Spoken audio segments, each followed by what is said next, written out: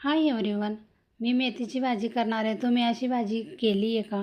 बघा, 2 पळ्या तेल टाकायचं, 1 चमचा जिरं चांगलं तडतडल्यावर ठेचून टाकायचं. लसूण चांगलं परतून घ्यायचं. बघा, जिरं लसूण एकदम बरोबर झालं आहे.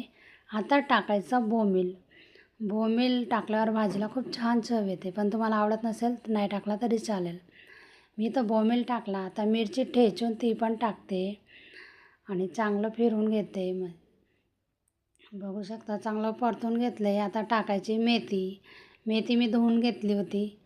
आता मेथी टाकायची आणि मेथीची कढाई फुल झाली. आपल्याला आता मीठ टाकायचं नाही.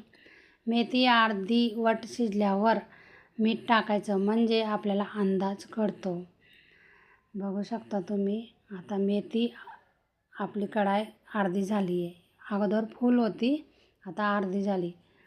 मग आता टाकायचं मीठ, म्हणजे आपल्याला अंदाज बरोबर कळेल. बघा, मी इथं मीठ टाकलं आणि परत फिरून घेते आणि खूप छान लागते ही भाजी. करून बघा. आणि शेंगदाण्याचं कूट घालते. लहान मुलं मेथी जास्त खात नाही, त्यांना कडू वाटते, त्यासाठी शेंगदाण्याचं कूट घालायचं. आणि बोंबील शेंगदाण्याचं कूट घालून खूप छान लागते. करून बघा. व्हिडिओ आवडला